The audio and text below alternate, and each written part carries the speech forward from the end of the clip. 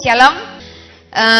Saya akan lanjutkan firman Tuhan yang sudah saya sampaikan tadi pagi tentang berjaga-jaga. Ya, berjaga-jaga itu artinya siap sedia.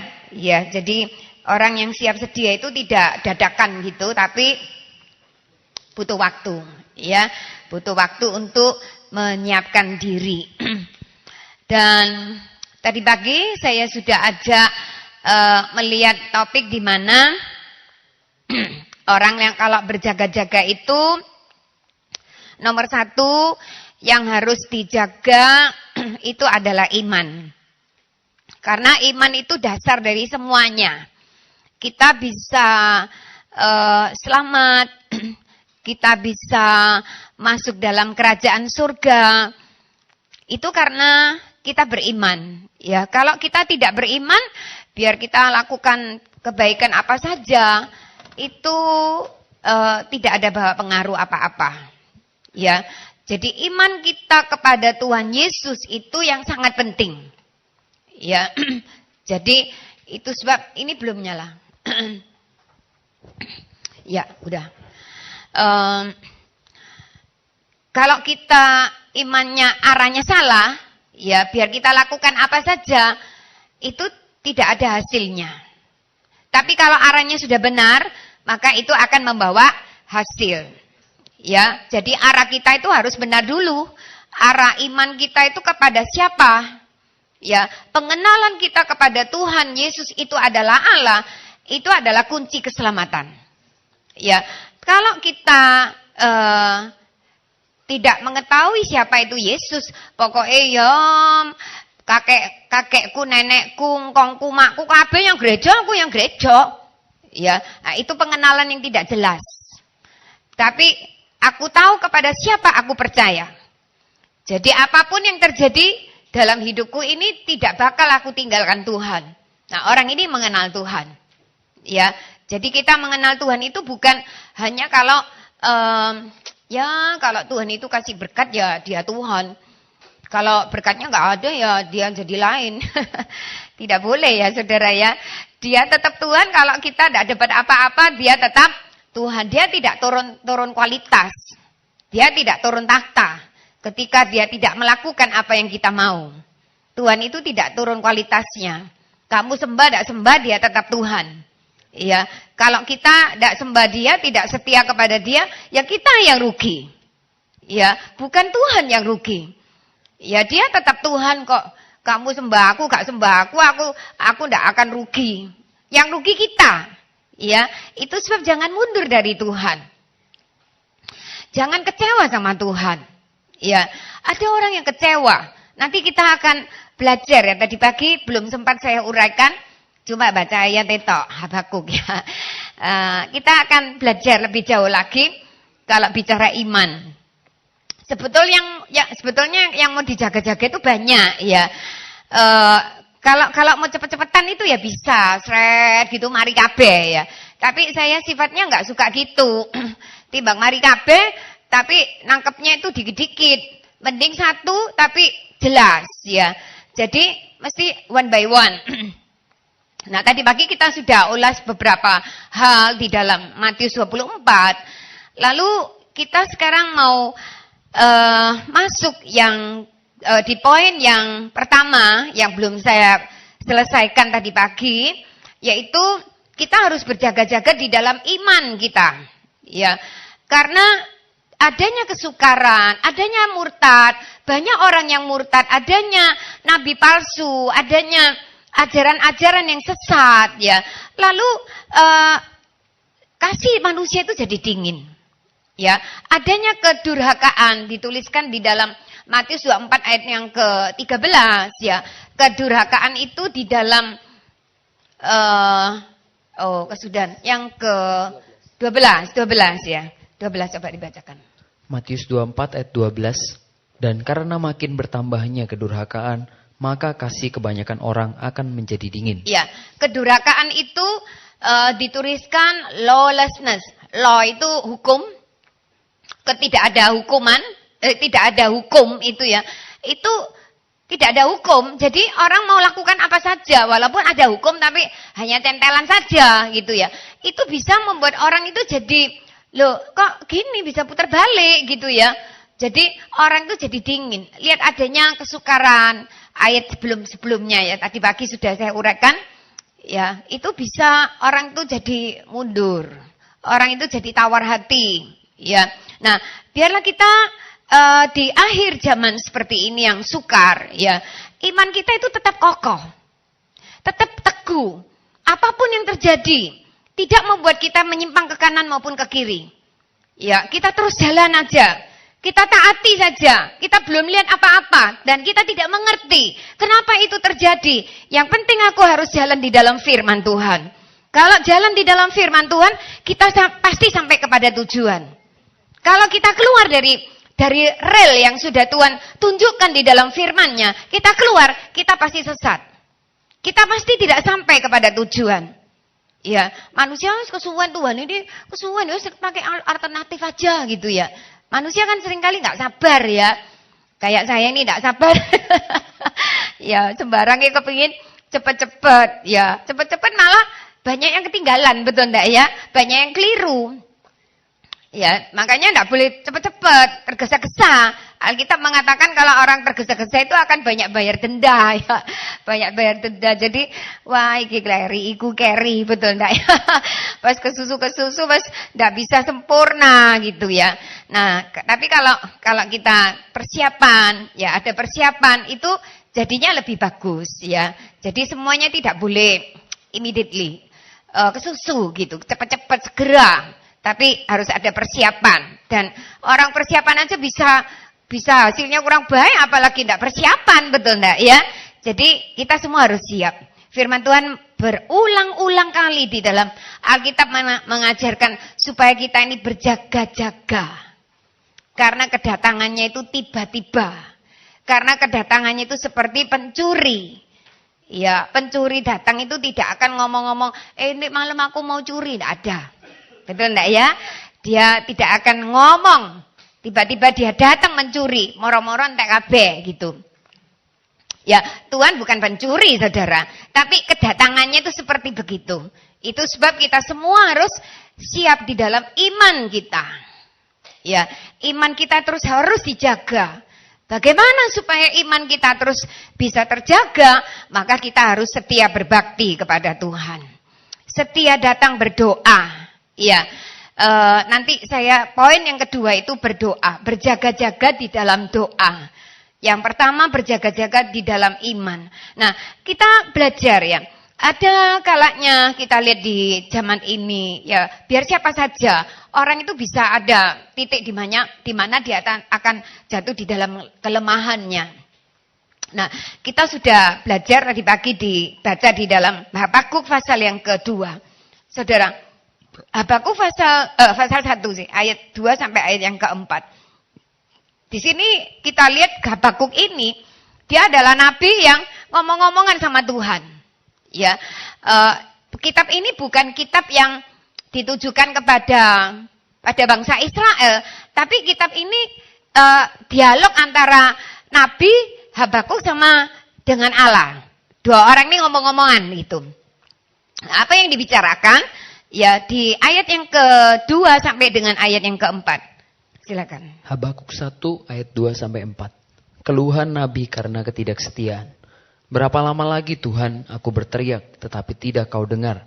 Aku berseru kepadamu penindasan tetapi tidak kau tolong. Mengapa engkau memperlihatkan kepadaku kejahatan sehingga aku memandang kelaliman? Ya, aniaya dan kekerasan ada di depan mataku. Perbantahan dan pertikaian terjadi. Itulah sebabnya hukum kehilangan kekuatannya dan tidak pernah muncul keadilan. Sebab orang fasik mengepung orang benar. Itulah sebabnya keadilan muncul terbalik. Iya. Habakuk ini ngomong sama Tuhan. Kita lihat ya, ayat yang kedua. Di sini dituliskan, berapa lama lagi? Berarti tunggunya sudah lama enggak? Lama. Ya, kenapa lama? Karena Habakuk ini dia menjadi nabi itu pada zaman Yosia menjadi raja. Yosia menjadi raja itu masih muda sekali. Nah, kakeknya Yosia itu namanya Manasye. Manasye itu siapa? Manasye itu anaknya Raja Hizkia. Hizkia itu waktu dipanggil pulang, dia nggak mau, dia nangis, dia minta tambah umurnya. Jadi ditambahi berapa? 15 tahun. Ya, mestinya kalau dipanggil pulang ya mesti pulang gitu. Kadang-kala teman saya meninggal tuh saya ngomong sama anaknya ya, saya bilang, "Kamu berdoa biar papamu bangkit." saya sekarang mikir ya jadi enggak boleh ya. Cuma dia matinya dadak ya, Saudara ya. Dia itu rektor loh. Tadi sih badminton. Loh tadi siang sih ngajar gitu loh. Siangnya saya masih ketemu, saya masih kasih diktat, dia katanya mau ngajar di luar pulau ya. Saya belum buat diktat ya. Wes ini diktatku gawon gitu. Saya tak kekno. Sorenya meninggal, Saudara. Wah, itu kaget saya. Saya enggak terima rasanya. Saya ngomong sama anak ya, "Kamu berdoa biar papimu tuh bangkit gitu loh." Iya, sakjane wis pulang gitu ya. Enggak boleh dipanggil lagi, tapi kita kan manusia enggak ngerti ya, Saudara ya. Wah, matinya dadakan sekali gitu. Masih umur 55, ya masih muda. Masih energik sekali. Ya, lek saya pulang tuh ya harus pulang gitu. Tapi Hizkia enggak mau. Tuhan itu seperti mama-mama gitu ya. Saya lihat anak buah saya itu anaknya itu batuk ya. Saya lupa Mbak Kerupuk apa Mbak Coklat enggak tahu ya. Pas waktu ada anak ini dia narik gitu ya, mau minta ya. Saya tahu dia batuk setengah mati gitu ya. Kalau dikasih dia pasti makan. Nah, tapi dia gitu ya. Terus mamanya bilang, "Ya wis sekno ae sakno." Sakno. Padahal dia itu sudah batuk wis pokoknya gimana ya. Memang kalau sudah gimana ya, kalau lihat anak ini minta terus gitu ya. Wis ndak tega ya dikekno. Tuhan tuh gitu loh, Saudara. Betul ndak ya? Pas minta, "Aku gak gelem mati Tuhan, aku gak gelem mati." Gitu ya. Pas Tuhan nambah berapa? 15 tahun. Akhirnya ya itu Manasye keluar. Nah, padahal Manasye itu adalah raja yang terjahat di sepanjang masa. Dia itu yang belai-belai anak-anak bayi-bayi itu yang dikorbankan kepada berhala. Tidak ada raja yang sejahat Manasye. Ya, bait Allah itu dimasuki berhala-berhala. Coba dikasih pekong, onidofut, apa gitu loh ya, Saudara. Itu Alkitab yang nulis. Wah, ini raja ini rusakan sungguhan, ya. Jadi situ lalu hukum itu mulai terbalik. Mulai zamannya Manasye itu sudah tidak bagus sudah. Ya, mulai hukum itu sudah enggak jelas. Lawlessness itu mulai berjalan sampai kepada cucunya itu Yosia, di mana Habakuk ini menjadi nabi. Dia sudah melihat berapa lama lagi gitu ya. "Tuhan, aku berteriak tetapi tidak kau dengar." Berapa banyak di antara kita mungkin kita sedang berdoa apa saya nggak tahu, pasti kita ada yang kita mintakan, betul enggak ya? Rasanya jawaban tidak kunjung datang. Kita berdoa kan kepingin menerima, betul enggak? Kita berdoa meminta sesuatu. Dan kalau tidak berhasil, kalau tidak dapat apa-apa, rasanya gaya apa aku doa? Gaya apa aku entek-entekno waktu, betul enggak ya? Lalu gak usah doa, enak kerja gitu. Berapa banyak anak-anak Tuhan yang sudah malas berdoa? Wis kon ae sing doa wis, kon sing doano aku gitu ya. Aku tak apa gitu. Tak boleh, Saudara. Nanti kita masuk di poin yang kedua itu kita harus berjaga-jaga di dalam doa. Iya. Nah, jadi berteriak, ya, dia berteriak tetapi tidak kau dengar. Nah, ketika kita berteriak kepada Tuhan, tidak Tuhan dengar, jangan berhenti. Tuhan tidak tuli telinganya. Dia pasti mendengar. Jawabnya belum datang. Ya, pasti dijawab. Kalau tidak pun itu jawaban. Kalau tidak pun itu juga jawaban. Misalkan anak tadi itu minta coklat, tidak, itu jawaban. Kenapa? Kamu nanti tambah sakit. Betul enggak ya? Jadi jangan kita paksa Tuhan. Aku berseru kepadamu penindasan, tetapi tidak kau tolong. Ya, kita minta supaya uang yang diutang orang balik, gitu ya. Supaya bojoku balik, supaya sakit ini pergi gitu ya. Tapi kelihatannya kok enggak kelihatan apa-apa gitu. Ya, engkau tidak tolong. Nah, ini menjadi seruan daripada Habakuk. Ya, terus ayat yang berikutnya, ayat yang 3, mengapa engkau memperlihatkan kepadaku kejahatan? Kenapa aku memandang kelaliman? Ya, aniaya dan kekerasan ada di depan mataku.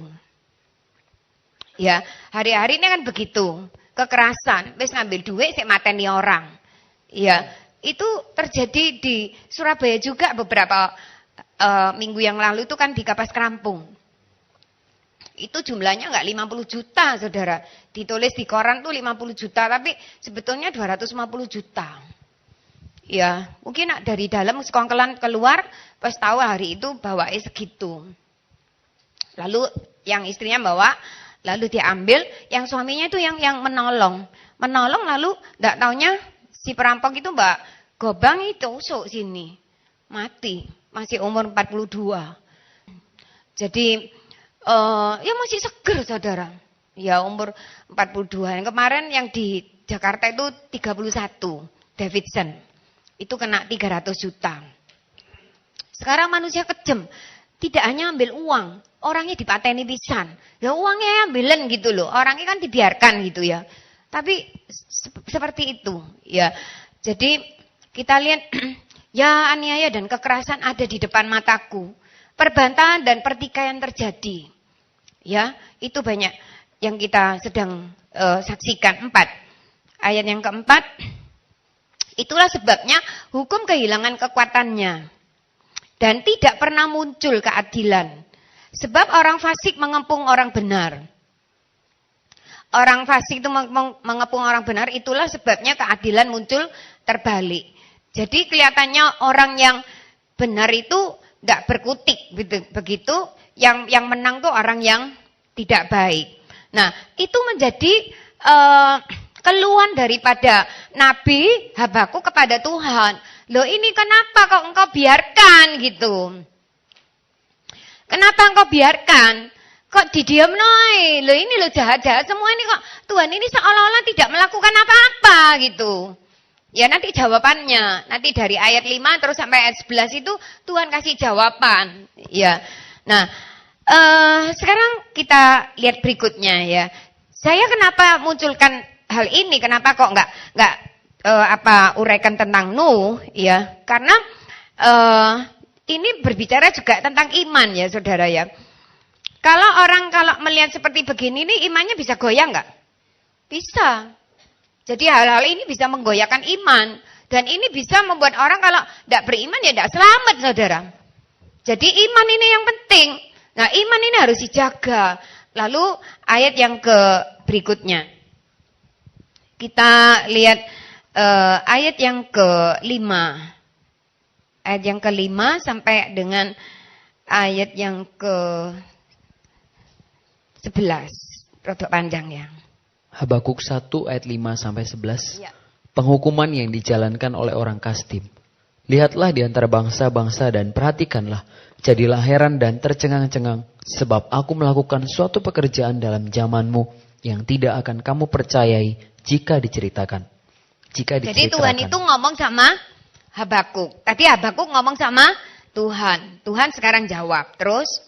Ayat 6. Sebab sesungguhnya akulah yang membangkitkan orang Kasdim. Bangsa yang garang dan tangkas itu. Yang melintasi lintang bujur bumi untuk menduduki tempat kediaman yang bukan kepunyaan mereka. Bangsa itu dahsyat dan menakutkan. Keadilannya dan keluhurannya berasal daripadanya sendiri. Kudanya lebih cepat daripada macan tutul. Dan lebih ganas daripada serigala pada waktu malam. Pasukan berkudanya datang menderap. Dari jauh mereka datang terbang seperti Raja Wali yang menyambar mangsa. Seluruh bangsa itu datang untuk melakukan kekerasan. Serbuan pasukan depannya seperti angin timur. Dan mereka mengumpulkan tawanan seperti banyaknya pasir. Ya, memang sudah dilihatkan ya kalau bangsa Kasdim atau Babel di sini itu tangkasnya bukan main. Kalau menawan orang itu cepat dan banyak ya. Terus raja-raja dicemoohkannya dan penguasa-penguasa menjadi tertawaannya. Ditertawakannya tiap tempat berkubu. ditimbunkannya tanah dan direbutnya tempat itu. Maka berlarilah mereka seperti angin dan bergerak terus. Demikianlah mereka bersalah dengan mendewakan kekuatannya. Iya, mereka mendewakan kekuatannya. Nah sekarang Tuhan menjawab. Kalau Tuhan itu tidak diem, ya Tuhan itu maksudnya Habakuk begini. Tuhan ini engkau melihat orang-orang ini loh kok jahat ini, kok engkau kok diem? Ya, Tuhan ngomong enggak. Aku tidak diem. Aku ini mau pakai bangsa Kasdim untuk garap, untuk jadi alat cambuk. Sekarang saya tanya, yang tadi ayat 2 sampai ayat 4 itu bicara bangsa yang mana yang ini yang tidak, yang jahat, yang menindas, yang kejam, yang jungkir balik hukumnya, tidak ada keadilan. Itu kira-kira bangsa apa ya? Hah? Lek salah gak tak setrum, gak apa-apa. Gak apa-apa. Bangsa apa yang diomongkan ayat 2 sampai 4? Hah? Bangsa apa Daniel? Israel. 100 ya. Bangsa Israel. Jadi Israel itu kayak gitu. Loh Tuhan, itu loh bangsamu ini loh, kaummu itu kayak gini. Ya kenapa kok engkau dia kok diem aja gitu. Ya, mesti ini pecotono apa gitu, kok diem aja. Jadi Habakuk tuh enggak terima gitu loh. Biar Tuhan tuh bertindak. Lalu Tuhan bilang, aku ini enggak bertindak, soalnya nanti aku pakai cambuk, pakai orang Kasdim untuk ngepui DE gitu. Nah DE nambah bingung sih Habakuk ini. Loh kenapa bingung? Loh orang Babel ini, orang Kasdim ini tidak lebih baik dari orang Yahudi, tidak lebih baik dari Israel. Kalau dibandingkan Israel yang jahat, yang nakal ini lebih baik daripada orang Babel. Loh kenapa orang Babel ini malah yang jahat ini itu dipakai seolah-olah mereka itu lebih berkenan gitu. Loh kenapa orang yang lebih jahat dari Israel kok dipakai untuk ngepui orang Yahudi, orang Israel ini? Jadi dia bingung sekali. Bisa ngerti ya? Loh kok pakai yang begini ini? Nah, saudara, kadang-kadang kita juga bingung. Wong lebih jahat kok tambah hukumi bangsamu Tuhan. Bukankah terbalik gitu ya? Mbok yang dibalik, Babel itu yang dihajar sama Israel kan yang benar gitu. Kenapa yang jahat malah menghukum yang lebih baik gitu? Ya, saudara, firman Tuhan itu mengajarkan barang siapa yang mendapat banyak akan dituntut banyak. Banyak mana? Ya, orang Babel sama orang Israel yang menerima firman, didikan, nubuat, ajaran, teguran, itu lebih banyak orang Israel apa orang Babel? Orang Israel. Orang Israel itu yang punya Taurat, ada hukum firman, ada nabi-nabi yang ingat kamu itu tidak boleh gini, tidak boleh gitu, terus-terusan gitu. Ya, pas sedangkan Babel kan tidak ada. Jadi kalau yang tidak terima banyak itu dia tidak dituntut lebih banyak. Jadi hukumannya itu lebih ke belakang. Jadi yang dikepui itu sing punya hukum dulu. Oleh ngono aku gak usah belajar firman ae kok aku gak dikepui. Salah ya. Saudara, kalau sudah ada firman aja nyasar apalagi tidak ada firman. Mengerti ya? Wes gak usah sekolah mana, wes gak usah sekolah-sekolah firman ae. Nah, aku gak dituntut akeh gitu. Firman itu terang, saudara. Firman itu sinar. Saudara kalau disinari senang apa enggak? Senang. Ya. Saudara kalau ada terang itu, hidup saudara itu senang. Betul enggak ya? Coba lampu mati. Seret gitu. Biar saya khotbah terus kurang nyaman.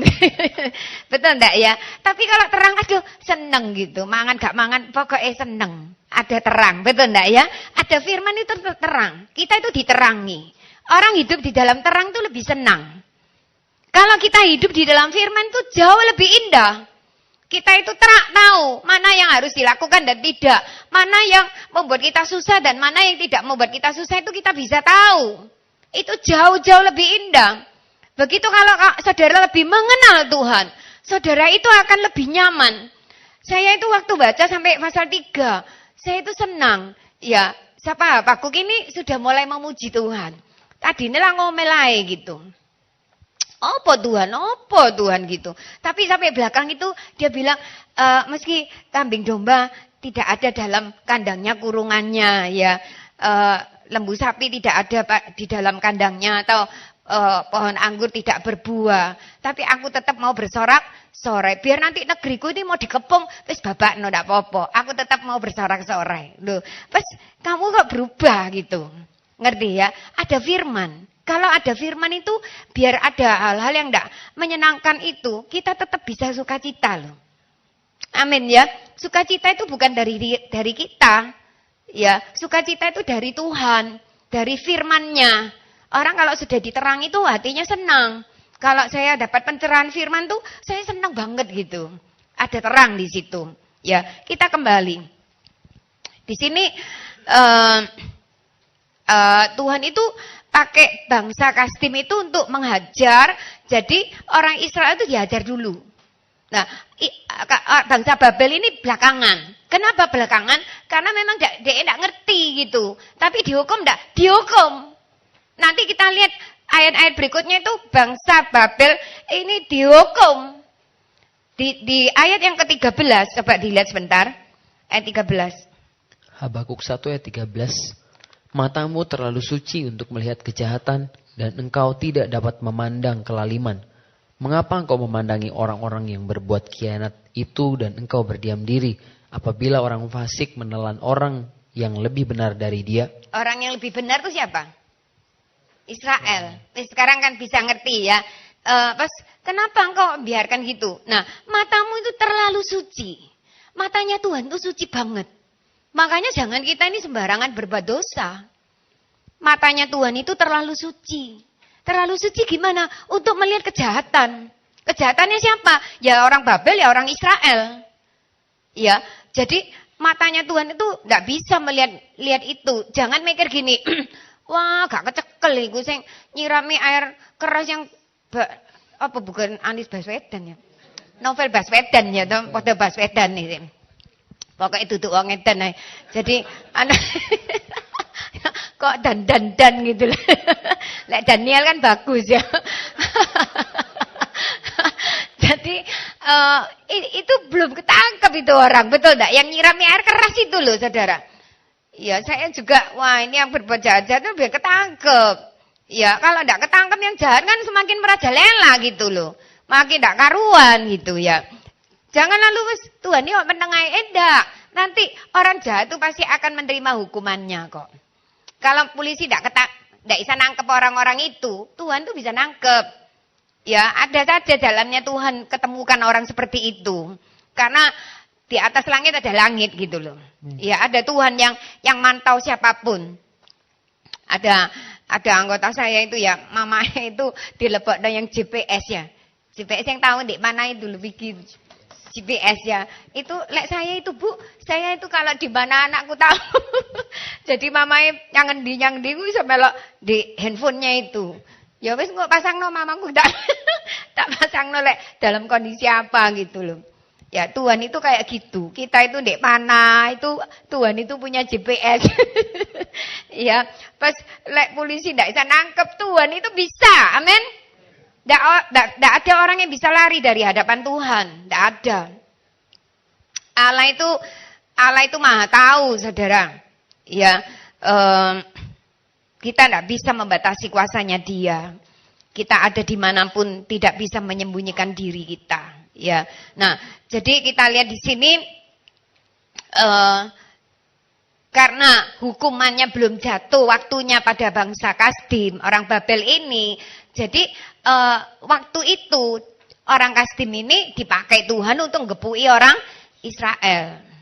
Ya, Tuhan mau apa kan sakarepe, betul enggak? Ya. Jadi Tuhan lakukan itu. Ya. Nah,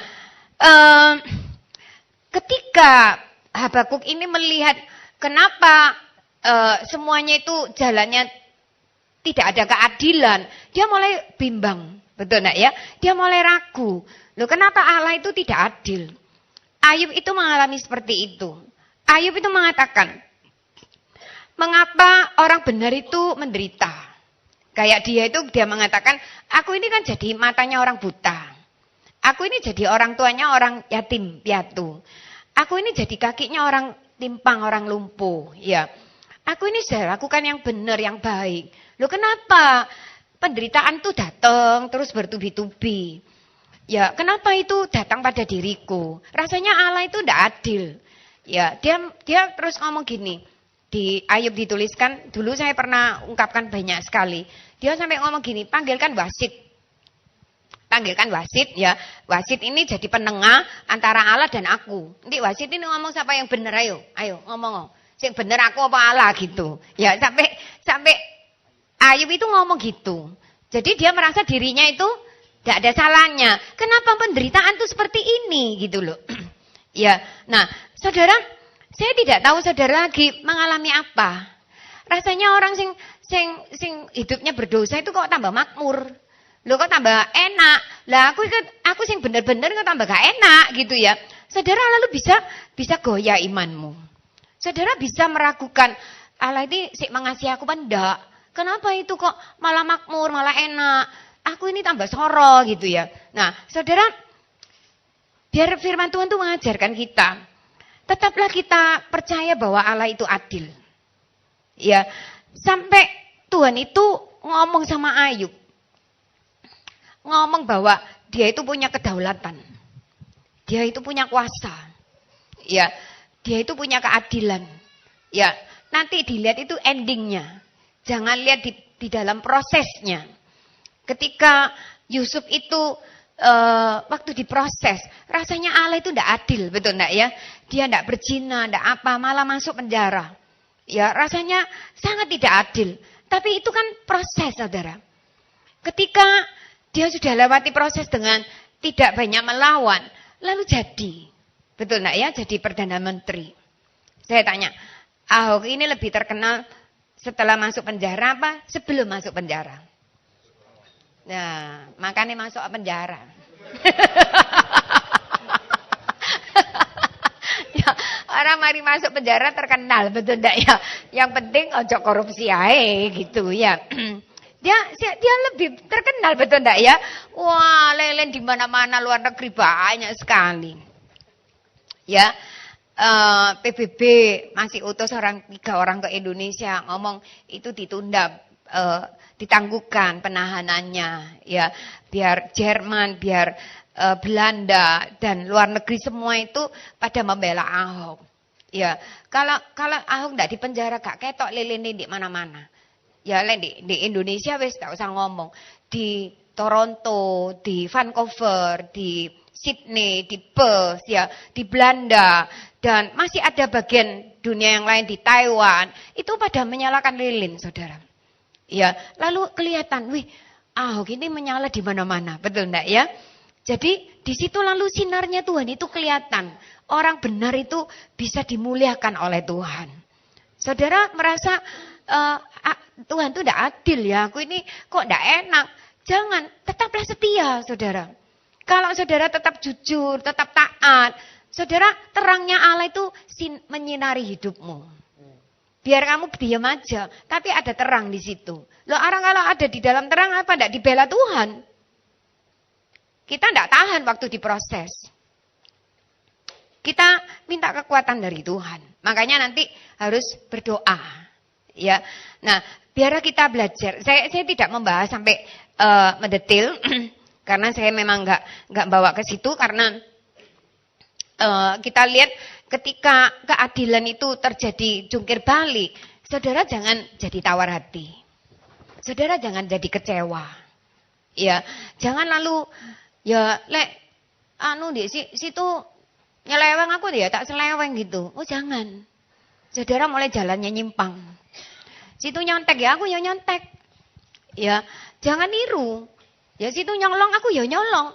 Oh, dek cepet soge, aku ya cepet soge. Ya, coba kita berjalan enggak di dalam firman. Kalau kita tidak berjalan di dalam firman, pembelaan Tuhan tidak ada. Tapi kalau saudara berjalan di dalam firman, saudara sesusah apapun Tuhan masih bela terus. Disertai enggak Yusuf di penjara? Disertai. Baik dia waktu jadi budak, baik dia waktu di penjara, Yusuf disertai oleh Tuhan. Kalau kita benar, pasti disertai oleh Tuhan. Kalau sudah disertai oleh Tuhan, semua itu jadi indah. Yang buruk pun jadi indah. Tetap lakukan yang benar. Nah nanti gimana? Nanti urusan belakang. Saya kan bilang, kalau gandum itu pada akhirnya itu ada buahnya. Terus setia tumbuh. Nggak lalu gandum itu wes aku tak bunuh diri. Gitu enggak, betul enggak ya? Kalau lalang terus ya gak nak buah. Tapi sini terus setia dia menghasilkan buah. Ya, ada isinya, ada hasilnya.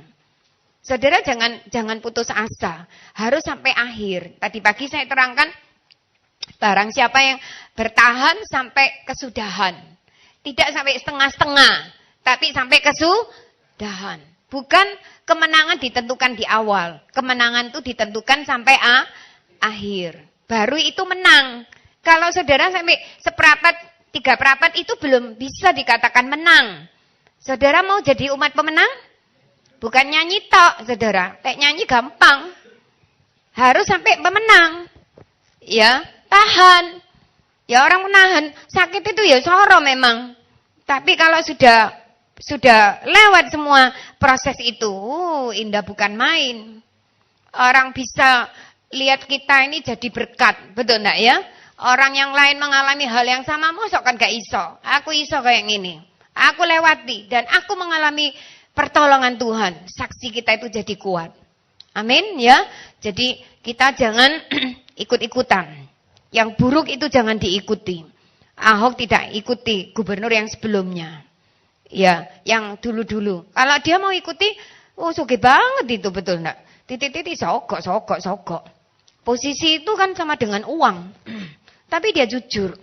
Di situ Allah itu memuliakan dia. Kemarin saya masih lihat di Facebook itu, dia relawannya Ahok itu yang pakai itu ya, itu bagi-bagi takjil.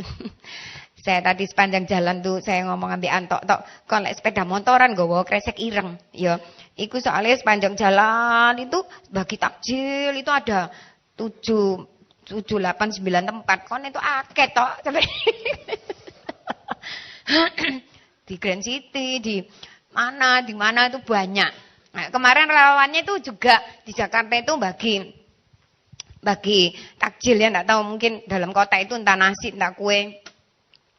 Kasihkan ini dari Ahok gitu. Ya sambil diomongkan di Facebook itu bebaskan Ahok.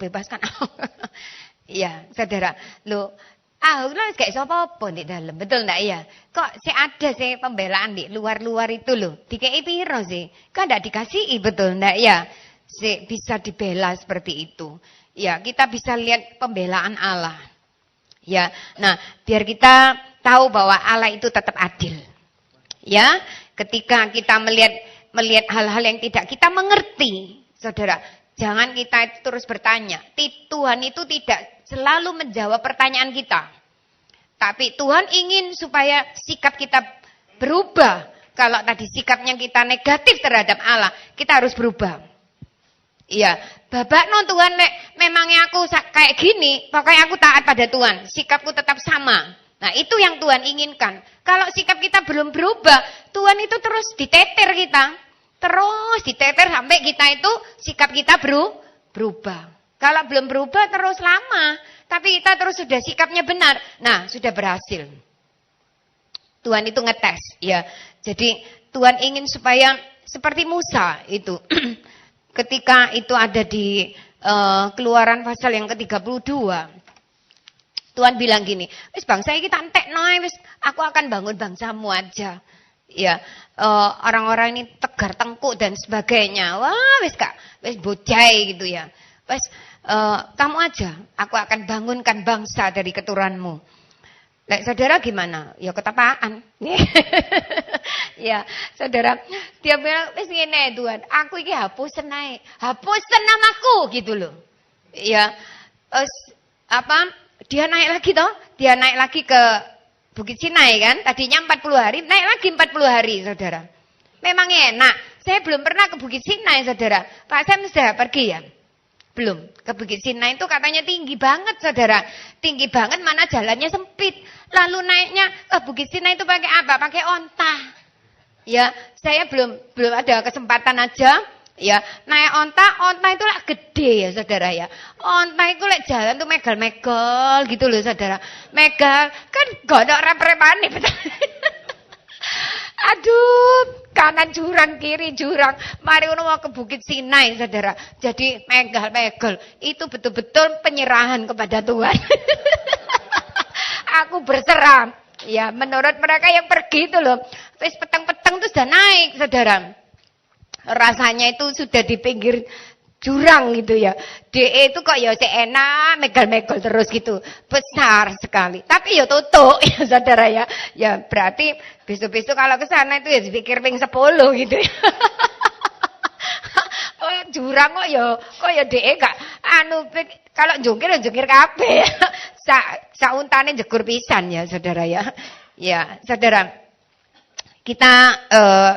Kita tahu bahwa naik ke Bukit Sinai itu tidak gampang. Pada waktu Musa kan lebih sulit lagi.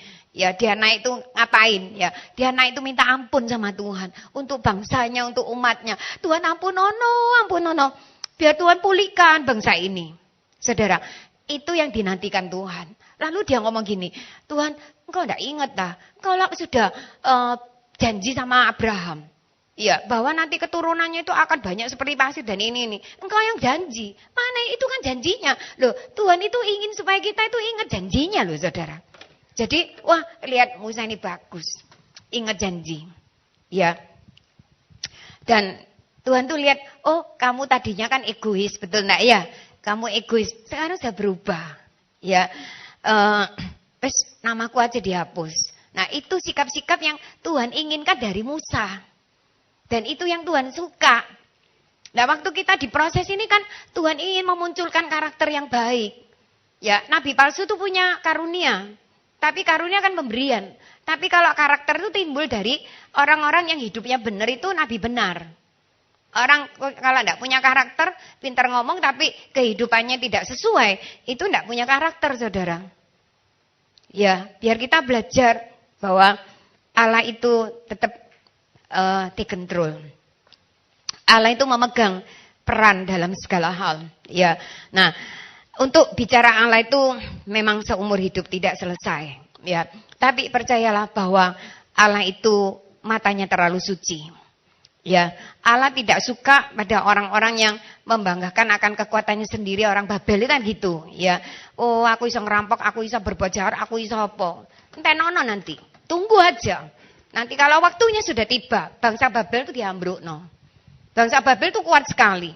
Kan kalau di patungnya yang dilihat oleh Nebukadnezar itu kan emas. Itu masanya siapa?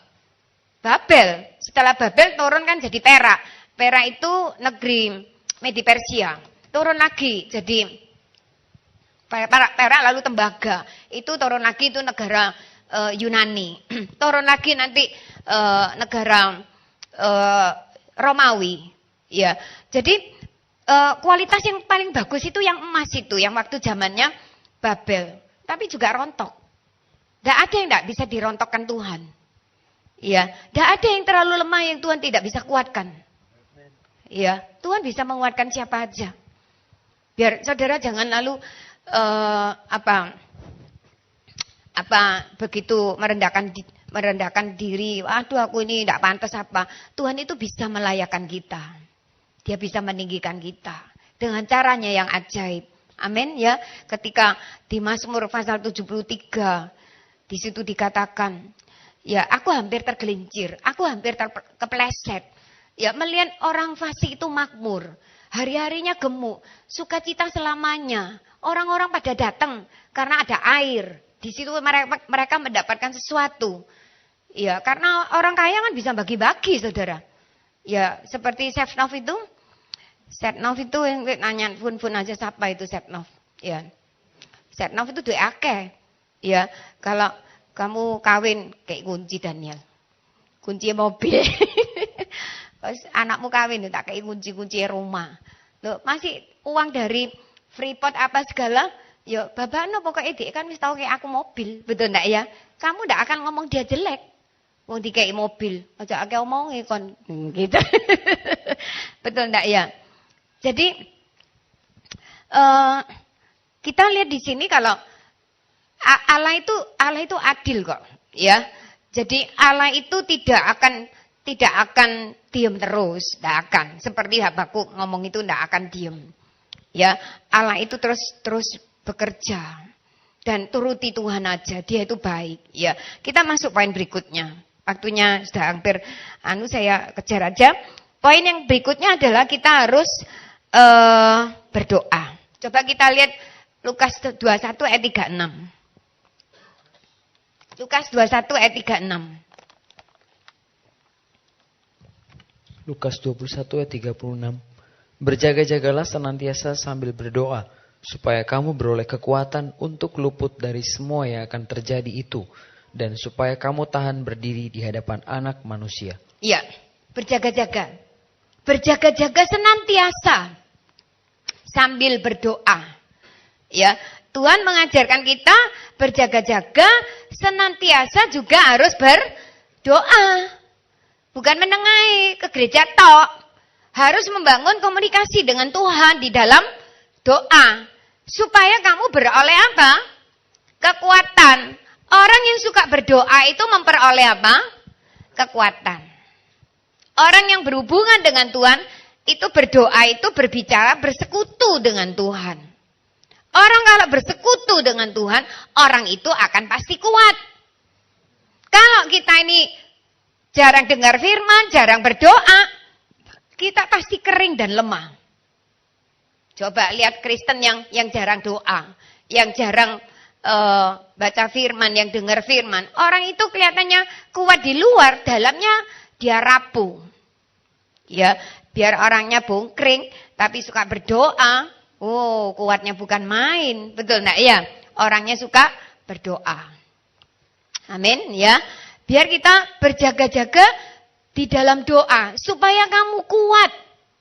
Karena di akhir zaman ini kalau tidak bersekutu dengan Tuhan, bersekutu dengan orang, dengan uang, dengan segala pekerjaan, kita bisa lemah, saudara. Kita bisa tidak kuat. Ya, kita bisa kuat itu kalau kita ini selalu dekat sama Tuhan.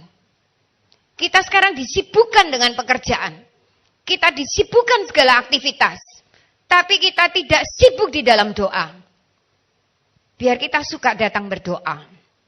Ya, hari Rabu ada doa di sini. Datang. Waktu doa itu ditambah. Ya, banyaklah bersekutu. Jangan ini, oh aku gak teko, aku ya gak teko ah. Ya, loh, kita ini urusan apa? Orang gak teko, aku gak teko. Loh, doa itu kan bukan untuk teko melok-melokan. Ya, kita datang doa itu kan bersekutu dengan Tuhan. Kan urusan kita pribadi dengan Tuhan. Kalau kita ini nonton orang, ya enggak usah apa-apa. Ya, saya tadi ngomong sama Antok, Tok. Ya, tahu enggak? Kamu kalau lihat orang itu, ya ada negatifnya, ada positifnya. Kamu kalau lihat orang negatifnya, ya kamu sendiri ada negatif gitu. Ya, jadi kalau orang itu sudah nggak ada negatifnya, sudah positif terus, dia sudah jadi Tuhan, saya bilang. Wis kamu nyembah dia. Ya, manusia itu tidak ada yang sempurna, termasuk kamu sendiri. Ya, jadi saya ada kekurangan. Iya ya Bu ya, sak jajate orang masih ono apike ya Bu. Iya. Sak api-api wong ono elek ya Bu. Iya. Jadi wong Kristen ono elek ono, iya toh. Wong Islam ono elek ono gitu kan ya. Ono dia. Iya. Biar kita belajar ya Saudara ya. Kita mau berdoa untuk luput dari semua yang akan terjadi itu. Dan supaya kamu tahan berdiri di hadapan Anak Manusia. Kenapa? Tuhan itu kan banyak ayat, berdoalah senantiasa, tetaplah berdoa, 1 Tesalonika 5 ayat 17, lalu Roma 12 ayat 12 senantiasa berdoa. Oh, banyak sekali. Tuhan suruh kita supaya jangan jemu-jemu berdoa. Lukas 18 ayat 1. Terus Tuhan suruh doa. Kenapa? Karena begini, Allah itu firman Tuhan mengatakan 1 Yohanes 4 ayat 8 mengatakan God is love. Allah itu kasih. Nah, kasih itu butuh enggak kebersamaan? Kasih butuh kebersamaan enggak? Apa gini, lek wis mari kawin ya, kamu tinggal di Irian Jaya, aku di Surabaya. Wes gak usah ketemu. Pokoknya kan aku cinta padamu gitu ya. Pas nanti di extend ya boleh ya. Kan sudah ini kan tidak ada kebaktian ya. Masa jadi 2 jam. Tidak bisa. Kasih itu kan kebersamaan, betul enggak ya? Ya bisa tapi tidak boleh lama-lama kan ya. Kalau sudah lama-lama itu bisa kecantol sama yang lain. Iya enggak? Ya lama-lama karena tresno jalaran saka kulino. Kan tiap hari ketemu tukang becak. Lama-lama jatuh cinta. Loh kok gini? Karena sering ketemu. Iya enggak? Kan ada orang Jepang kawin sama orang tukang becak. Kan aneh sekali gitu. Ada yang kawin sama tukang pos. Karena sing pos itu sing sering teko. Pacare gak tau teko ya. Ya, kebersamaan. Jadi iya sama tukang pos. Sing ngirim surat gak tau teko. Dan suratnya teko itu sing ngeterno tukang pos. Jadi saya kata tukang pos terus. Ya jatuh cinta mbek tukang pos. Ya. Nah, Tuhan itu kan sayang sama kita, cinta sama kita, betul enggak ya? Allah, God is love. Di 1 Yohanes 4 ayat 8 mengatakan. Nah, kasih itu ya di sini kan barang siapa yang tidak mengasihi ya tidak mengenal Allah sebab Allah adalah kasih. Kasih itu ada persekutuan, ada kebersamaan. Nah, berarti Allah itu senang kalau kita ini bersekutu. Doa itu apa? Doa itu bersekutu dengan Tuhan. Nah, kalau kita ini doa, dia itu dipuaskan. Hati Tuhan itu disenangkan. Ya, Pak ya? Ya, kalau kita ini, ya kecuali mikirnya bakmi goreng apa ya, itu tidak bersekutu dengan Tuhan itu. Cuma merem tok matai. Tapi hatinya tidak tertuju pada Tuhan. Berapa banyak orang kan begitu. Kata ane merem, tapi engko mari ngono tuku panganan sing murah ku di endi yo. Sing enak sing murah sing akeh pisan. Wes doane gak sampe. Tutuk dek plafon balik maneh. Sik suwene yo, sik suwene sih. Sopo sing doa iki suwene sik dawane gitu. Itu ndak niat doa namanya. Loh, Tuhan itu kan lihat, betul enggak ya? Loh, kalau kita itu nikmati Tuhan, ini aku Tuhan, ya we love you gitu. Enggak kerasa 1 jam lewat. Amin. Ya, saudara enggak bisa lama-lama karena pikirannya banyak. Betul enggak ya? Kalau saudara ini terus hati ini tertuju sama Tuhan itu, ya kedalaman dengan Tuhan itu begitu luar biasa. Saudara dikasih kekuatan. Ya kemana saja hadirat Tuhan ada menyertai saudara. Loh, mana firmannya? Ada di Yakobus 4 mungkin ya. Di situ ada dituliskan mendekatlah kepada Tuhan maka Tuhan itu mendekat padamu gitu ya. Ya ini ya ayat 8 ya. Ya. 4 ayat 8. Yakobus 4 ayat 8. Mendekatlah kepada Allah dan ia akan mendekat kepadamu. Tahirkanlah tanganmu, hai kamu orang-orang berdosa. Dan sucikanlah hatimu, hai kamu yang mendua hati. Iya. Jadi Allah mendekat pada orang yang mendekat pada dia. Jadi kalau kita itu suka mendekat pada Tuhan tuh dekat sama kita. Kemana-mana dia itu menyertai kita. Ada Tuhan. Ya, saya mulai cerita sekarang. Soal mendekat pada Tuhan. Ya saya nanti khotbah sampai jam 10. Enggak. Ceritanya banyak ya soal doa ini. Yang pertama ini buku ini dicetak pada tahun 91 itu bahasa Inggris. Tapi diterjemahkan ke bahasa Indonesia itu tahun 99. Cetakan yang kedua itu tahun 2001. Jadi saya beli yang cetakan yang kedua. Jadi agak lama. Ya. Akademis itu harus jujur ya. Ini tekondi gitu. Nah, seorang penginjil ini dia mau menginjili di suatu daerah yang kecil di Thailand. Di daerah kecil ini orang-orangnya masih animisme. Ya, animisme dan teman-temannya bilang, "Kamu itu jangan pergi ke tempat itu untuk menginjil karena orang-orang di situ tuh kejem. Kamu ke sana bisa dibunuh." Ojo di sana, ya. Tapi dia bilang, aku mau ke sana, aku ada dorongan Roh Kudus untuk ke sana. Jadi nggak ada orang yang bisa menghalangi. Akhirnya dia berangkat, betul, tiba di tempat itu, dia lalu dikelilingi sama orang-orang yang mana bawa tombak. Dikelilingi sama orang bawa tombak, pas dia, wah aku ini sekarang mau berbuat apa? Orang pada bawa tombak kan tinggal dipateni, betul enggak ya? Lalu dia mulai berdoa. Dia mulai tutup mata, dia berdoa dan dia menyanyi. Ya, dia nyanyi, sudah berdoa lalu nyanyi, selesai, dia buka mata, tadi tombaknya yang diangkat, yang diarahkan kepada dia itu diturunkan. Dan dia saksikan orang-orang yang tadi, yang bawa tombak ini, air mata itu mengalir dari pipinya. Dan dia tidak dibunuh. Lalu malah dibawa pulang. Bawa pulang lalu dikasih makan, dikasih tempat untuk tinggal. Lalu diajari bahasanya mereka itu. Ya karena nggak ngerti omongannya. Diajari. Dan setelah lewat berapa waktu, orang-orang itu diselamatkan. Ada kuasanya Tuhan di dalam doa. Amin. Iya. Itu orang, loh kan dia pano. Ya kalau dulu guru saya minta kepenuhan Roh Kudus bawa berambang, saudara. Ya karena syaratnya untuk menerima sertifikat sekolah Alkitab itu harus penuh Roh Kudus. Ya.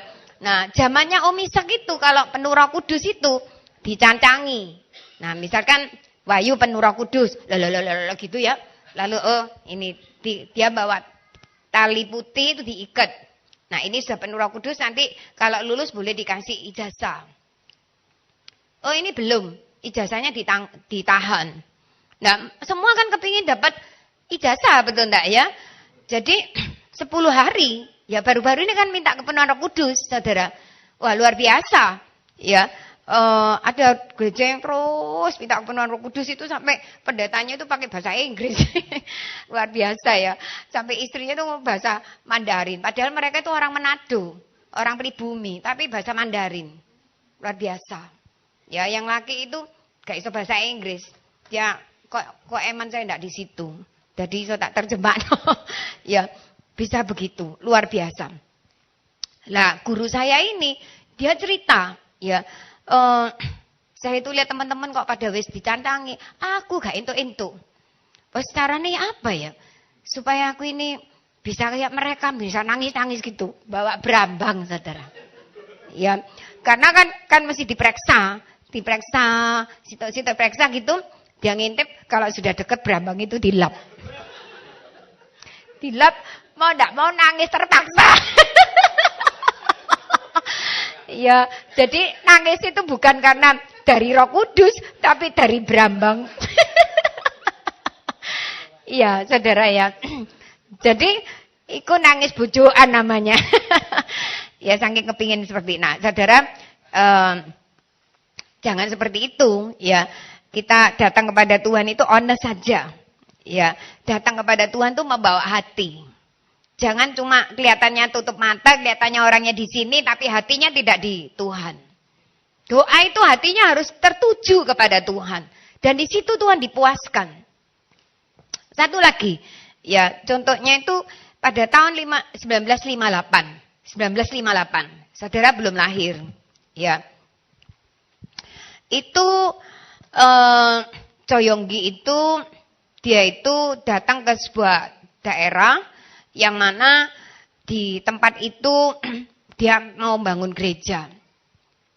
Tempat kecil ini dia datang sampai di situ, orang-orang di situ mengatakan begini, kamu mau bangun gereja? Ya, di sini ada kuil. Kami di sini ada kuil. Kami menyembah berhala ini. Kamu tidak boleh membangun gereja. Ya, kamu kalau mau bangun gereja, kamu akan kami bunuh. Atau tidak, kamu harus keluar dari tempat ini. Jadi, Coyonggi bilang, saya tidak mau. Saya mau di sini.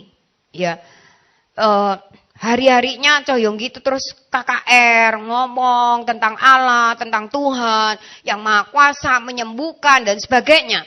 Itu didengar loh, saudara. Didengar oleh mereka itu.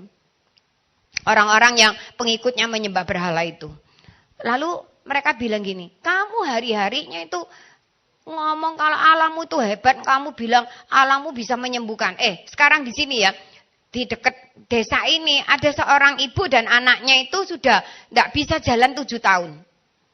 Ya, pokoknya sudah parah. Kami kasih kamu waktu 30 hari. Dalam 30 hari, kalau ibu itu tidak bisa sembuh, berarti kamu pendusta. Dan kamu harus keluar dari tempat ini. Ya, oke, diterima sama Coyonggi.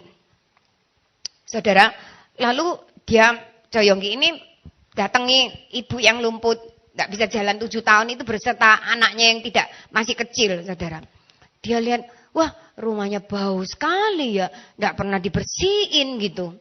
Pas sudah itu, ibu ini diinjili tentang Yesus. Kamu jangan ngomong tentang Yesus. Tidak usah, aku tidak akan mau terima Yesus. Ya, jangan ngomong tentang itu. Yang kuinginkan itu, aku ini cekiin bunuhan gitu. Ya, karena dia sudah sakit menderita ya. Yang enak itu apa? Mati ya toh. Lalu Coyonggi ini mulai bersih-bersihkan rumahnya yang kotor, kotoran manusia, kotoran sembarang banyak itu dibersihin. Dan dia itu masakkan sup daging, kasihkan ibu ini makan, sementara dia sendiri doa puasa. Ya, dia lakukan itu terus hari demi hari. Dan waktunya kan dikasih batasan 30 hari, saudara. Dan sudah mau mari 30 hari, ibu ini tidak ada perubahan apa-apa. Ya tidak bisa jalan, ya tidak bisa apa-apa. Ya, seanak-anak satu itu juga. Pas dia itu ngomong sama Tuhan, aku ini tolong ngono loh Tuhan. Ini entek waktu nih. Ya, tolong ngono aku Tuhan, sambil nangis dia. Ya, hari sudah mau habis. Nah, orang-orang itu mulai ngelempari waktu dia KKR itu dilempari batu, tenda yang dia pasang untuk KKR itu disobek, saudara. Ya, terus dia hadapi tantangan itu. Dia minta Tuhan, Tuhan kau yang maha kuasa, aku tidak bisa apa-apa lagi. Ya, karena batas waktu ini sudah mau habis ya, saya kalah gitu. Dan orang ini tidak ada lihat perubahan apa-apa. Pas di dalam waktu menanti itu, lalu suatu hari dia lihat penglihatan, saudara. Coyonggi ini melihat penglihatan. Dia di sebuah kamar, lalu tiba-tiba pintu itu dibuka, lalu ada ular yang masuk. Ular itu kepala manusia. Ya, lalu dia datangi ini Coyonggi ini, dan makin lama makin dekat. Makin lama makin dekat, Coyonggi ini sudah menggunakan segala kekuatan yang sudah semaksimal mungkin untuk bisa menantang ini ular, tapi dia masih tetap merasa sudah mau kalah. Ya, karena ular ini terus makin maju. Nah, kemudian Coyonggi ini cuma menyebut gini, Yesus itu. Dan ular ini tiba-tiba wajahnya itu jadi takut gitu. Dia panggil lagi, Yesus, Yesus, Yesus. Ya, lalu ular itu jatuh, saudara. Ketika ular itu jatuh, lalu di dalam penglihatan itu, jatuh ya. Kan ular itu kepalanya manusia, kepalanya itu diinjak, dihancurkan, saudara. Lalu mati. Dan dia bawa ular itu keluar, ya ini yang berhala yang kamu sembah di kota ini ya, ini berhala ini sudah kalah, sudah mati. Dan kemudian dia terbangun. Oh, itu penglihatan. Nah, lalu biasa tiap pagi itu dia adakan doa. Setelah doa selesai, dia lihat ada satu rombongan orang datang. Ya, wah rombongan orang banyak ya. Dia pikir, aduh, aku ini mungkin wis mau dibakar ya. Mungkin mau diapakan ini. Ini kelompok-kelompok orang yang menakutkan gitu. Dia sudah mulai ketakutan ya. Lalu makin lama makin dekat, dia lihat ada perempuan di depan. Ya, dia lihat loh, iki lah wajah sing perempuan sing tak doano itu. Oh, tapi tidak mungkin, dia kan belum bisa jalan. Oh, ini kembaran nih BE. Ya, wajahnya sama gitu. Jadi makin lama makin dekat. Dia pikir, iya aku bisa tentek ini di sini gitu ya. Lalu akhirnya perempuan ini ngomong. Dia bilang gini, aku datang ke sini nih ya, karena tadi malam jam 2 tengah malam itu kamu datang ke rumahku.